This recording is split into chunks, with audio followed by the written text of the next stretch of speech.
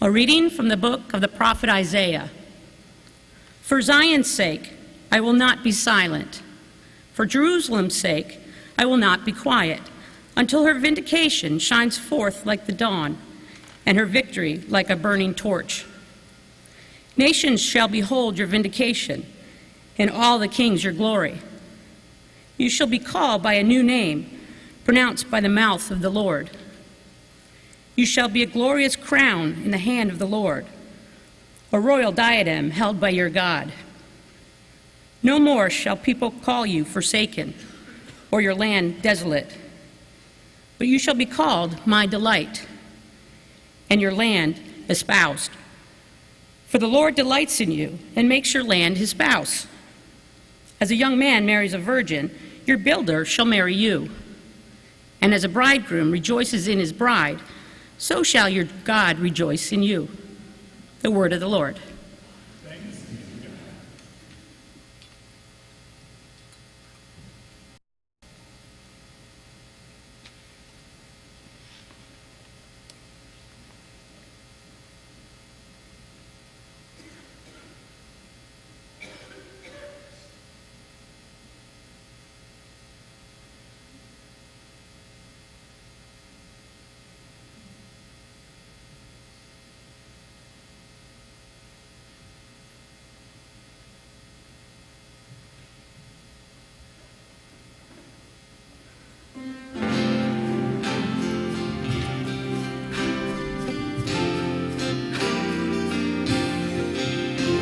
Proclaim his marvelous deeds to all the nations. Proclaim his marvelous deeds to all the nations. Sing to the Lord, sing a new song. Sing to the Lord, all you lands. Sing to the Lord, bless his name. Proclaim his marvelous deeds to all the nations. Proclaim his marvelous deeds to all the nations. Tell his salvation day after day.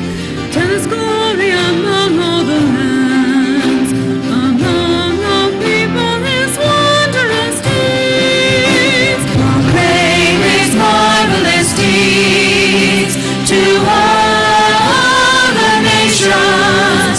Proclaim his marvelous deeds to all the nations.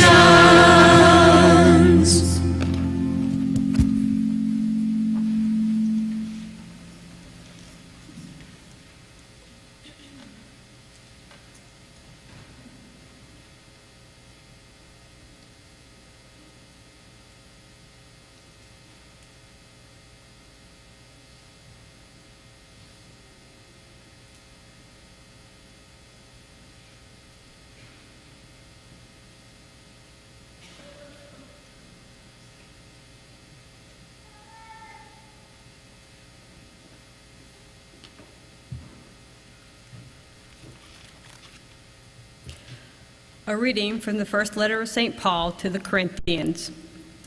Brothers and sisters, there are different kinds of spiritual gifts, but the same Spirit. There are different forms of service, but the same Lord. There are different workings, but the same God who produces all of them in everyone. To each individual, the manifestation of the Spirit is given for some benefit. To one is given through the Spirit the expression of wisdom. To another, the expression of knowledge according to the same Spirit. To another, faith by the same Spirit. To another, gifts of healing by the one Spirit. To another, mighty deeds. To another, prophecy. To another, discernment of spirits. To another, varieties of tongues. To another, interpretation of tongues. But one and the same Spirit produces all of these, distributing them individually to each person as he wishes. The word of the Lord. Thanks be to God.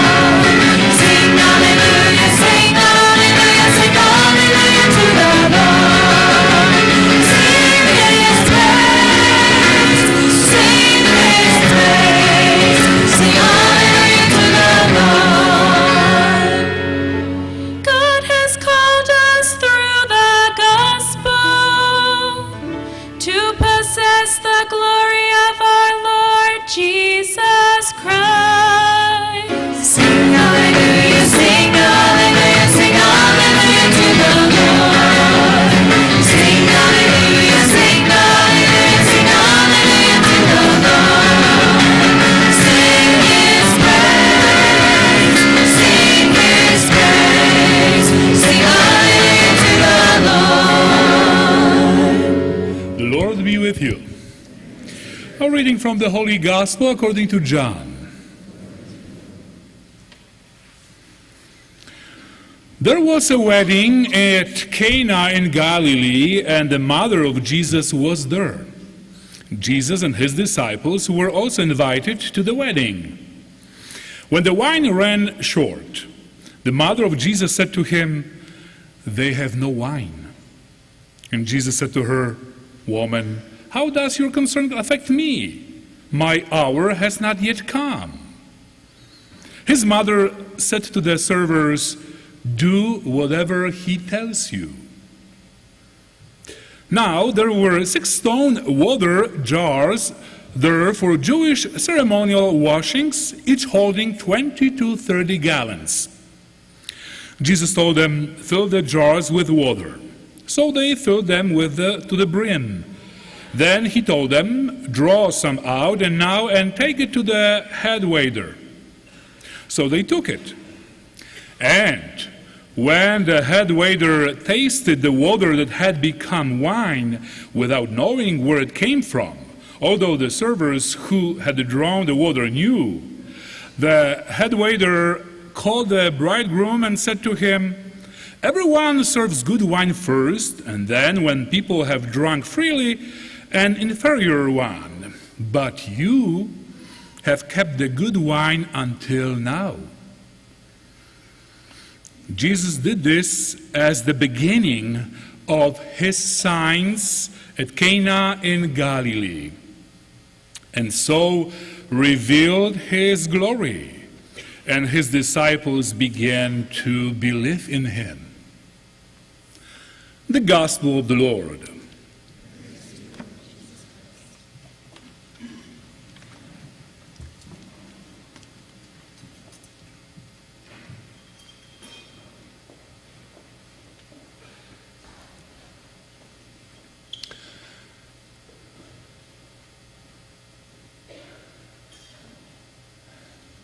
So today's gospel takes us to Holy Land, to Galilee, a little town called Cana. Jesus made it very famous because in Cana at the wedding, the first of his miracles happened. Water was changed to wine. Never before. Never before. So, why John's gospel makes big deal about this event? First of all, today when you go to Cana, it's still a little town and mostly with little shops run by Arabs. And when you walk to this main basilica where supposedly this miracle took place, today's basilica is built in 19th century on the place of old church from 4th century, and everyone who comes there wants to be in this place. So when you walk on the street, they offer you little bottles with labels, "Wine from Cana." And of course, people buy it. And then when they taste it, they are very disappointed. Doesn't taste like this wine that Jesus made, changing water into wine. But still, wine from Cana. It's not about that. This event has very deep meaning. Of course, we can imagine. Let's say at the time the whole village comes to the wedding, because in this kind of villages, whatever happens, the whole village is like one family, so everybody comes. The funeral, everybody comes. The wedding, everybody comes. It's like event in the family.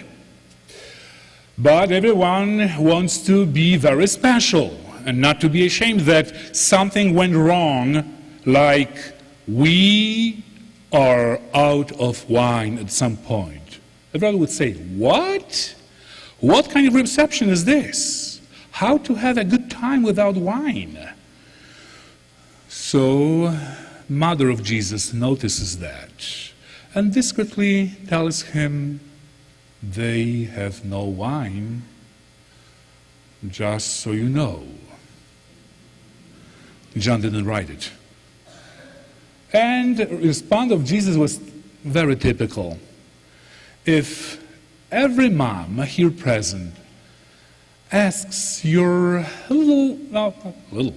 your son, your daughter, and your family at your house, what is the first reaction? Why me? Why me? Tell him, tell her. Jesus' reaction was kind of like this, but she knew. That's why she goes directly to the servers and she says very profound statement. Do whatever he tells you. And they did. And what happened? We know. Can you imagine? They were happy with those big jars for the, let's say, 200 people in this village for this reception. If you have one jar of 30 gallons, that's a lot. And now Jesus makes 6 big jars of the very good wine. 180 gallons of wine. Now the party starts. Now we are going to have a great time. And those who are very silent, all of a sudden they talk. Those who had nothing to say, they are most talkative. And you can find out about many stories and from their lives, because those who usually don't talk, when they get some wine in their system, they are very talkative. And we experience it all the time. Anyway, that's the story from outside. And the problem is solved. Why? Because Jesus is there. Why? Because Blessed Mother is there. Why? Because she tells him. Why? Because he says, everything is possible for the one who has faith. Miracles, my dear friends, are happening all the time. We just need to have special eyes for this week. Because before you know it, little miracles, maybe not that obvious, little miracles that are important to you will happen. If we have the eyes of faith open all the time, we can see. And the way God communicates with us is such that only we know. Jesus performed this miracle, so his disciples began to believe in him. He revealed his glory. And they were talking all the time till today. This one, Jesus from Nazareth, came here and he changed the water into wine. That's what happened to one priest who was driving and got pulled over, and the police officer comes to the car and sees the color, and he smells a little bit of wine, and he asks, "Father, have you been drinking?" He said, "Oh, must have been this miracle from Cana. I was drinking water." Yes. Empty jars are filled with water. Tasteless water. And this tasteless water becomes the best wine ever. That's the message for us. If we trust God in our daily lives, we can see miracles. If we put in Jesus' hands, through Mary, our families, our worries, our expectations, the stuff that we are expect to be not very good becomes of all of a sudden turns out in a good way. Little miracles happen all the time. We know the saying, do you look for miracles? Be a miracle. St. Paul says in today's reading that we all have talents. Sometimes we did not discover our talents, gifts for the common good. Look at your life. Look how many talents you have, and try to share with others your talents. Sometimes we know it doesn't take too much. Sometimes somebody is lonely, waiting for your call. Somebody is at hospice. Somebody is at the hospital. Somebody is looking for something. And just a little simple gesture, like Mother Teresa would say, little things, but with great love. That's what changes everything. Tasteless water into the best wine. Bad situations into joyful situations. With Jesus, there's always light. There's always good news. So, at least for this week, let us be miracles.